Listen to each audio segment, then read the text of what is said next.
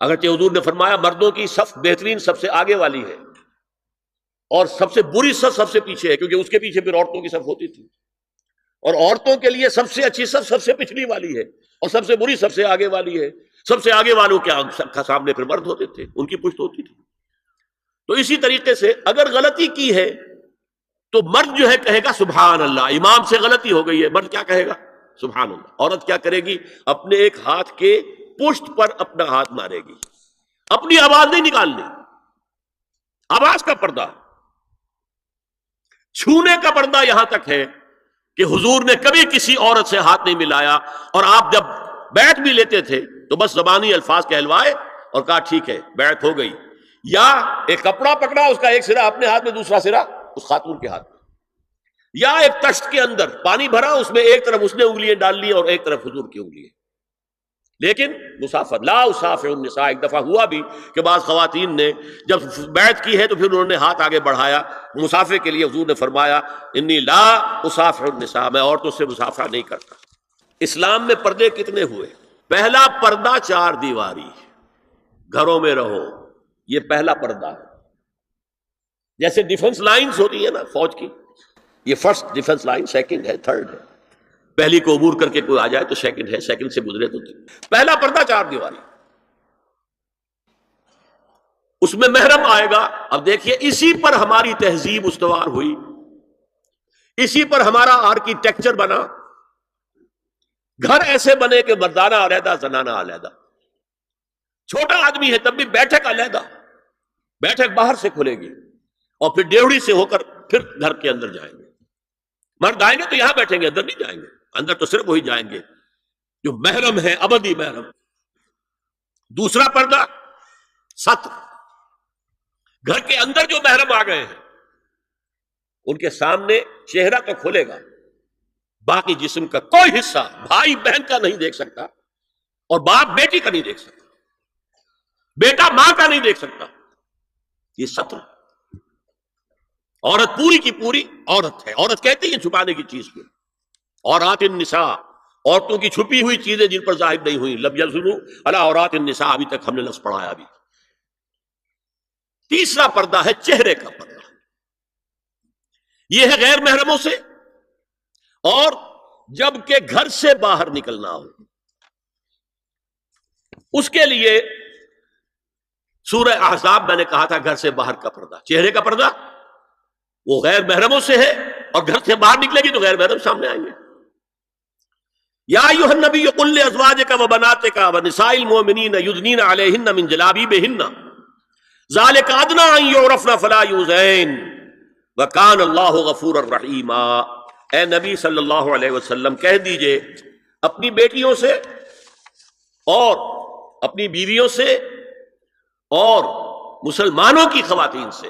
اب دیکھیے یہ سورہ احزاب ہی میں ہو رہا ہے، شروع میں یا نساء نبی سے بات چلی، استیزان بھی صرف نبی کے گھر میں داخل نہ ہو اذن کے بغیر، آگے چل کر سورہ احزاب ہی میں عام بھی کر دیا، قل لازواجک وبناتک ونساء المؤمنین، کہہ دیجئے اپنی بیویوں سے، اپنی بیٹیوں سے اور اہل ایمان کی خواتین سے، یدنین علیہن من جلابیبہن، کہ وہ اپنے چہروں کے اوپر اپنی جلباب کو لٹکا لیا کریں، چہرہ چھپ جائے۔ اب اس کی تفسیر میں چاہتا ہوں کہ آپ کو جو مختلف مفسرین نے کی ہے وہ آپ کے سامنے میں رکھوں۔ حضرت عبداللہ ابن عباس نے اس آیت کی جو وضاحت فرمائی ہے اسے حافظ ابن کثیر نے اپنی تفسیر میں اس طرح نقل کیا ہے، اللہ نے مسلمان عورتوں کو حکم دیا ہے کہ جب وہ کسی کام کے لیے گھروں سے نکلیں تو اپنی چادروں کے پلو اوپر سے ڈال کر اپنا منہ چھپا لیں اور صرف ایک آنکھ کھلی رکھیں، دونوں آنکھیں بھی غلط ہیں۔ ہمارے ہاں برقع کیوں بنا تھا؟ دیکھیے چادر میں عورت لپٹی ہوگی، اس کا ہاتھ جو ہے اس چادر کو سنبھالنے میں آکوپائی ہو جائے گا۔ برقع ضرورت کی ایجاد ہے جو ہوا ہے، اور اس کے آگے آپ کو معلوم ہے پچھلے برقعوں میں جالیاں لگی ہوتی تھی کہ نگاہوں سے بھی براہ راست سامنا نہ ہو، اور یہ میں نے اپنی آنکھوں سے دیکھا۔ انقلاب ایران کے بعد جو حاجی آئے ایران سے، ان کو جو میں نے دیکھا ہے، اس طرح چادر میں ملبوس عورتیں ہوتی تھی، لمبی سی چادر، ایک ہاتھ سے اس کو اس طرح پکڑا ہوا ہے اور صرف ایک آنکھ کھلی ہے دوسری نہیں۔ میں نے شروع میں کہا تھا ہمارے نزدیک اسلام دین ہے، صرف مذہب نہیں۔ اسلام قرآن اور سنت دونوں پر مبنی ہے، صرف قرآن پر نہیں۔ اسی میں ایک اضافہ کیجئے اس بات کا کہ حضور نے کئی حضرات سے یہ کہا، کہیں وہ رشتہ کر رہے تھے، کہ آپ نے ایک نظر دیکھ لیا ہے۔